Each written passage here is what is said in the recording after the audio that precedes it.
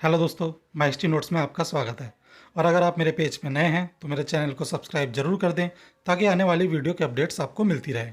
तो दोस्तों, आज का जो हमारा टॉपिक है वो है लॉवेल मिल गर्ल्स। इस टॉपिक में हम देखेंगे कि कैसे 19वीं शताब्दी में अमेरिका में लॉवेल मिल गर्ल्स ने वहाँ के कारखानों में कार्य किया, और जब वहाँ के मालिकों ने इनके जो वेतन है उसमें कटौती की और जो काम के घंटे को बढ़ाया, तो इन्होंने कैसे उसका विरोध किया, कौन कौन से संगठन बनाए और साथ साथ उनकी उस समय स्थिति कैसी थी। तो ये सब चीज़ें जो है हम इस टॉपिक में देखेंगे। तो चलिए दोस्तों, शुरू करते हैं। औद्योगिक क्रांति के दौरान कारखानों के उदय ने कामकाजी दुनिया में महिलाओं के लिए कई दरवाजे खोल दिए। इसने उन्हें घर से बाहर काम करने के अवसर दिए। लैंगिक इतिहास पर काम करने वाले अमेरिकी इतिहासकारों ने के अनुसार 19वीं सदी की अमेरिकी महिलाओं को पवित्र, विनम्र और धार्मिक माना जाता था। हालांकि अमेरिकी समाज में 1815 के बाद तेजी से पश्चिम की ओर विस्तार के कारण मौलिक परिवर्तन दिखना शुरू हुआ, जिसने अमेरिकी लोगों को आधुनिक बनने का अवसर प्रदान किया। इस अवधि में अधिक उत्पादन के कारण वाणिज्यिक कृषि का उल्लेखनीय विकास और विस्तार हुआ, जिसने भूमिहीन किसानों को शहरी क्षेत्रों में पलायन करने के लिए मजबूर किया। इसलिए अपने परिवार की देखभाल करने के लिए पुरुषों और महिलाओं दोनों को अब काम करने की आवश्यकता थी।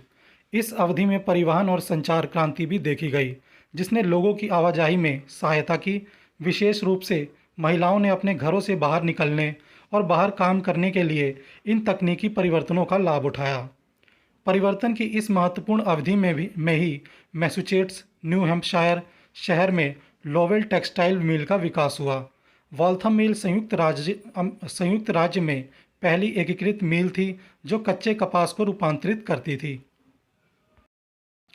प्रारंभिक अवधि के दौरान महिलाएं विभिन्न कारणों से मिलों में आती थी। एक भाई को कॉलेज के लिए भुगतान करने में मदद करने के लिए, लॉवेल में पेश की गई शैक्षिक अवसरों के लिए, या परिवार के लिए आय अर्जित करने के लिए। उनका वेतन पुरुषों की तुलना में केवल आधा था। फिर भी कई महिलाएं पहली बार आर्थिक स्वतंत्रता प्राप्त करने में सक्षम थी। लोवेल मिल की लड़कियां प्रति सप्ताह $3 से $4 कमाती थी। बोर्डिंग की लागत 75 सेंट के बीच थी, जिससे उन्हें अच्छे कपड़े, किताबें और बचत हासिल करने की क्षमता मिली। थॉमस डबलिन के अनुसार लॉवेल टेक्सटाइल मिल्स 2 चरणों में विकसित हुई। प्रथम चरण, इस चरण के दौरान कपड़ा मिलें दिखाई देने लगी और इन मिलों में खेतिहर परिवारों के श्रमिक काम करने लगे। कार्य संरचना के साथ साथ संस्कृति पारिवारिक श्रम पर आधारित था, जहां पूरा परिवार मिल में काम करता था। पिता कंपनी के खेत में काम करते थे, जबकि माँ और बच्चे मिल में मजदूर के रूप में काम करते थे।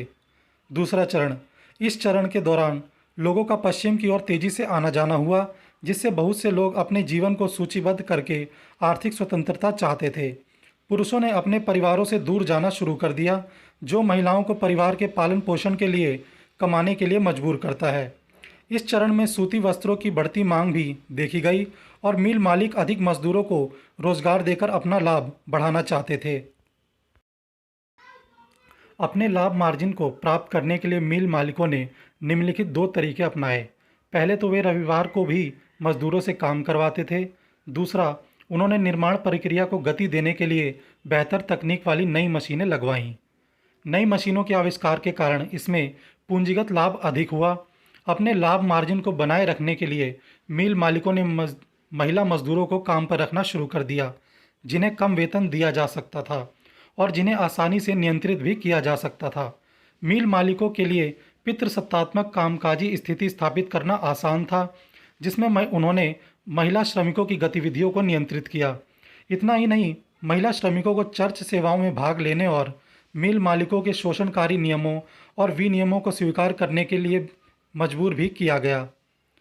अधिकांश महिला कार्यकर्ता 15 से 25 वर्ष आयु की थी और धीरे धीरे अपनी आर्थिक स्वतंत्रता और अपने घर को छोड़कर बाहर काम पर जा रही थी।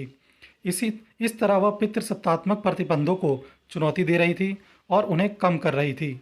कपड़ा मिलों में काम करते हुए महिला श्रमिकों ने आर्थिक स्वतंत्रता प्राप्त की, जिससे उन्हें अपनी पहचान स्थापित करने के लिए माता पिता की शरण को कम कर पितृसत्तात्मक नियंत्रण को ढीला करने की स्वतंत्रता का एहसास हुआ। इन महिलाओं ने अर्जित धन का उपयोग अधिक शिक्षित बनने, सार्वजनिक स्थानों पर जाने, अपनी राय व्यक्त करने के साथ साथ अपनी स्वतंत्रता का आनंद लेने के लिए करना शुरू कर दिया। काम करने के बाद वे संगीत और साहित्य जैसी सांस्कृतिक गतिविधियों में संलग्न होती। दोनों समय एक साथ बिताने के कारण महिलाएं एक दूसरे के बहुत करीब आ गई। 1840 में चार्ल्स थॉमस ने लॉवेल लड़कियों द्वारा और उनके लिए एक मासिक प्रकाशन का आयोजन किया। जैसे जैसे पत्रिका की लोकप्रियता बढ़ी, महिलाओं ने कविताओं, गाथा गीतों, निबंधों और उपन्यासों में योगदान दिया। अक्सर अपने पत्रों का उपयोग करके अपने जीवन की स्थितियों के बारे में बताया। जैसे जैसे लॉवेल का विस्तार हुआ और वह देश का सबसे बड़ा कपड़ा निर्माण केंद्र बन गया, महिला कार्यकर्ताओं के अनुभव भी बदल गए। लॉवेल और अन्य मिल शहरों में फर्मों की बढ़ती संख्या ने प्रतिस्पर्धा का दबाव ला दिया। अति उत्पादन एक समस्या बन गया और तैयार कपड़े की कीमतें कम हो गई, जिससे लाभ में गिरावट आई और मिल संचालकों के लिए परेशानियां भी बढ़ी। परिणाम स्वरूप मिल मालिकों ने मजदूरी कम कर दी और मिलों के भीतर काम की गति तेज कर दी। किंतु 1834 और 1836 में वेतन कटौती के विरोध में वे हड़ताल पर चले गए। 1843 और 48 के बीच उन्होंने मिलों में श्रम के घंटे कम करने के उद्देश्य से याचिका अभियान चलाए।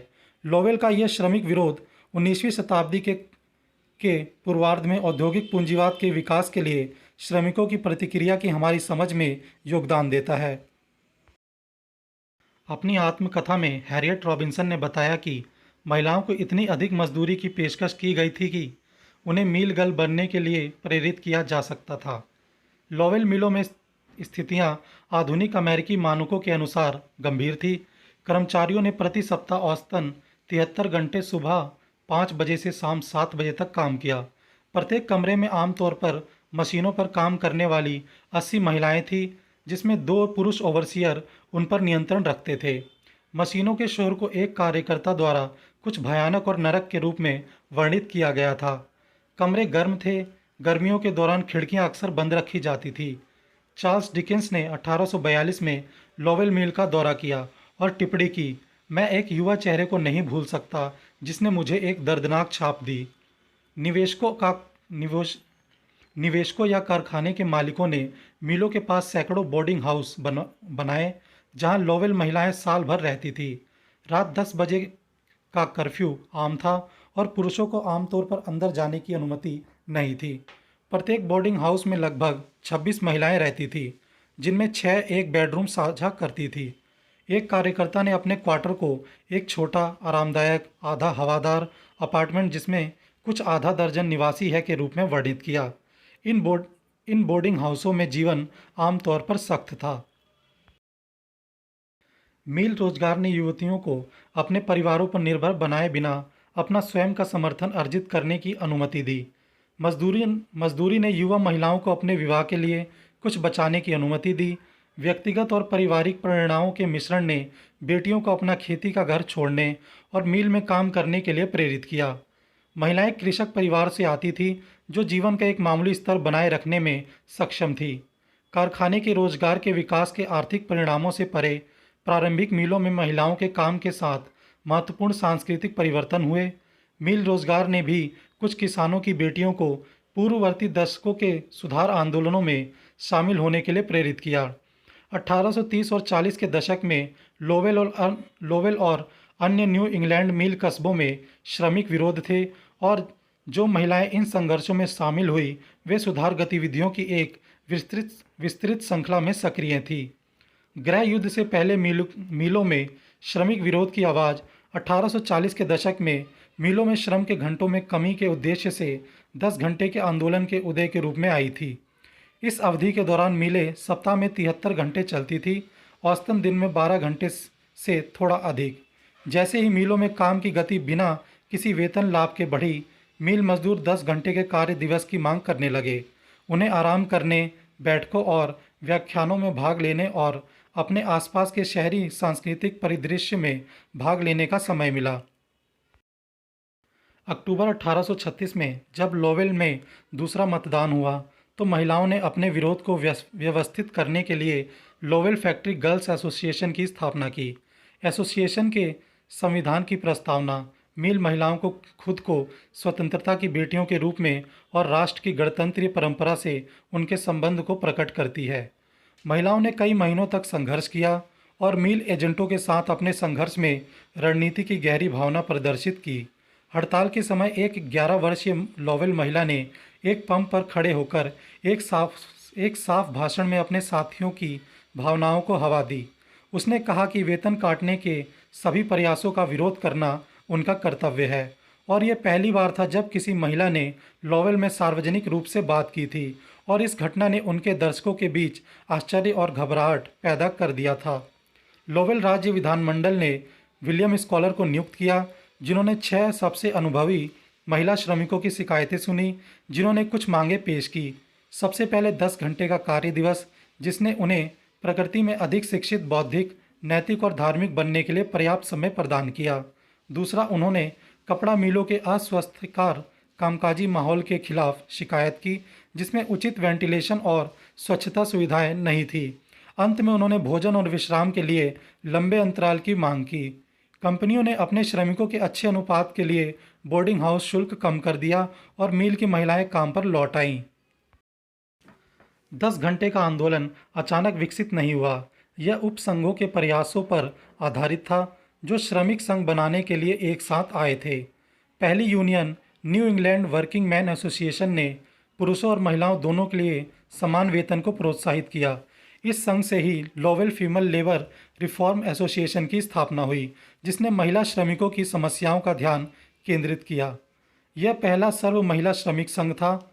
लोवेल महिला श्रमिकों ने मैसाचुसेट्स विधानमंडल में याचिका दायर करना जारी रखा और विधायी समिति की सुनवाई एक वार्षिक कार्यक्रम बन गई। यदि 10 घंटे के कार्य दिवस के लिए प्रारंभिक प्रयास असफल रहा, किंतु एसोसिएशन ने अपना कार्य जारी रखा। न्यू इंग्लैंड वर्किंग एसोसिएशन के साथ संबद्धता और उस संगठन के वॉइस ऑफ इंडस्ट्री में लेख प्रकाशित करना प्रारंभ कर दिया गया। इस प्रत्यक्ष दबाव ने 1847 में लोवेल की कपड़ा मिलों के निर्देशक मंडल को कार्य दिवस को 30 मिनट तक कम करने के लिए मजबूर किया। एसोसिएशन के आयोजन के प्रयास आसपास के अन्य शहरों में फैल गए। न्यू हैम्पशायर 10 घंटे के कार्य दिवस के लिए एक कानून पारित करने वाला पहला राज्य बना। हालांकि कोई परिवर्तन नहीं था और श्रमिकों से अक्सर अधिक दिनों तक काम करवाया जाता था। 1848 तक एसोसिएशन एक श्रम सुधार संगठन के रूप में भंग हो गया। लोवेल टेक्सटाइल श्रमिकों ने काम की परिस्थितियों में सुधार के लिए याचिका और दबाव जारी रखा और 1853 में लोवेल कॉरपोरेशन ने कार्य दिवस को घटाकर 11 घंटे कर दिया। लोवेल ऑफरिंग के रूप में जाना जाने वाला एक समाचार पत्र भी उभरा, जिसने महिला श्रमिकों द्वारा लिखे गए लेखों को प्रकाशित किया और जनसंचार माध्यमों के इस उपयोग ने स्पष्ट रूप से महिला श्रमिकों के बीच समुदाय और पहचान की बढ़ती भावना और मिल मालिकों के शोषण की उनकी समझ का संकेत दिया। थॉमस डबलिन के अनुसार एसोसिएशन और समाचार पत्रों के विकास ने महिला श्रमिकों के यौन और आर्थिक भेदभाव को उजागर करने वाली कपड़ा मिल मालिकों की पितृसत्तात्मक व्यवस्था को उजागर करना शुरू कर दिया। मिल महिलाओं के अनुभव प्रदर्शित करते हैं कि कारखाने के रोजगार ने न केवल महिलाओं के काम को घर से बाहर निकाला, बल्कि महिलाओं को एक सामूहिक अनुभव भी प्रदान किया, जिसने व्यापक सामाजिक सुधार की दुनिया में उनकी भागीदारी का समर्थन किया। लोवेल महिलाएं गुलाम विरोधी नैतिक सुधार, शांति श्रम सुधार जैसे सुधार और महिला अधिकार अभियानों में शामिल हुई। इसके अलावा कामकाजी महिलाएं इस अवधि में कामकाजी पुरुषों की तरह अपने अधिकारों और हितों की रक्षा के लिए गणतंत्रीय परंपराओं पर आकर्षित हुई। कुछ इतिहासकार लोवेल मिल गर्ल्स को अमेरिकी श्रम आंदोलन के अग्रदूत के रूप में देखते हैं, जिन्होंने पारंपरिक लिंग भूमिकाओं को चुनौती दी और बेहतर कामकाजी परिस्थितियों और मजदूरी की वकालत की। ये इतिहासकार अन्य उन तरीकों पर जोर देते हैं जिनसे लोवेल मिलों में महिलाओं को सशक्त बनाया और उन्हें आर्थिक स्वतंत्रता के अवसर प्रदान किए।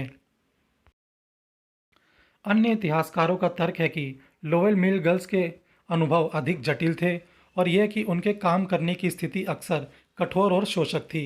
वे लंबे घंटों, कम वेतन और अस्वस्थकर कामकाजी परिस्थितियों को उजागर करते हैं जिसका सामना मिल की लड़कियों को करना पड़ता था। साथ ही उन तरीकों को भी उजागर करती हैं जिनमें अक्सर कारखाने के मालिकों द्वारा उनके आंदोलनों को दबा दिया जाता था। कुल मिलाकर इतिहासकार इस बात से सहमत है कि लोवेल मिल गर्ल्स ने शुरुआती अमेरिकी श्रम आंदोलन को आकार देने और पारंपरिक लिंग भूमिकाओं को चुनौती देने में महत्वपूर्ण भूमिका निभाई थी। हालांकि इस बात पर बहस चल रही है कि उनके अनुभव किस हद तक सकारात्मक या नकारात्मक थे और वे किस विरासत को पीछे छोड़ आए। लोवेल मिल गर्ल्स संयुक्त राज्य अमेरिका में प्रारंभिक श्रमिक आंदोलन का एक महत्वपूर्ण हिस्सा बन गई। बेहतर कार्य परिस्थितियों और उच्च वेतन की मांग को लेकर उन्होंने हड़तालें और विरोध प्रदर्शन आयोजित किए। उनके प्रयासों से न केवल उनके लिए बल्कि संयुक्त राज्य अमेरिका में अन्य श्रमिकों के लिए भी काम करने की स्थिति में सुधार करने में मदद मिली। लोवेल मिल लड़कियों की हड़ताल ने संयुक्त राज्य अमेरिका में श्रमिक आंदोलन के विकास को गति देने में भी मदद की और यूनियनों की स्थापना और श्रमिकों के अधिकारों की रक्षा करने वाले कानूनों के पारित होने सहित भविष्य के श्रम सुधारों का मार्ग प्रशस्त किया। लोवेल मिल लड़कियों की हड़ताल इस मायने में महत्वपूर्ण थी कि यह अमेरिकी इतिहास के शुरुआती सफल श्रमिक विरोधों में से एक थी और इसने अन्य श्रमिकों को बेहतर इलाज और उच्च मजदूरों की मांग करने के लिए प्रेरित करने में मदद की। इसने श्रमिकों, विशेष रूप से महिलाओं के बीच सामूहिक कार्रवाई और एकजुटता की शक्ति का भी प्रदर्शन किया, जिन्हें व्यापक श्रमिक आंदोलन द्वारा अक्सर हाशिए पर रखा गया था और उनकी उपेक्षा की गई थी। तो दोस्तों, इसी के साथ हमारा ये टॉपिक भी समाप्त हुआ और कमेंट करके ज़रूर बताएं कि आपको कैसा लगा। तो चलिए मिलते हैं नेक्स्ट टॉपिक में और इसे देखने के लिए आपका बहुत बहुत शुक्रिया।